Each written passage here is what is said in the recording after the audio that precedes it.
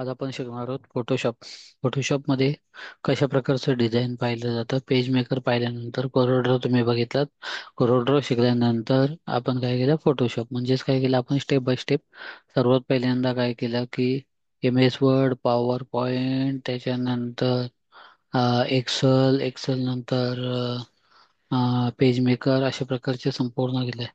जे तुम्ही करताय मोबाईल मधनं पाहताय हे संपूर्ण डिटेल्स आहे, तुम्हाला काय केलेले आहेत, दिलेले आहेत. कुठल्या मेनूसाठी काय आहे हे संपूर्ण डिटेल्स म्हणजे हे संपूर्ण ई बुक फक्त काय करायचं तुम्हाला बघायचं आहे आणि काय करायचं प्रॅक्टिस करायची आहे. आता राहिला प्रश्न याच्यामध्ये ऑडिओ व्हिडिओ जर याच्यामध्ये संपूर्ण एक वेबसाईट युजरने पासवर्ड तुम्हाला दिला जातो आणि संपूर्ण याचं जे आहे ते मॅन्युअल दिलं जातं. तुम्ही प्रॅक्टिस करता, तुमचे कोणते प्रश्न असेल तर काय केले जातात, सोडवले जातात.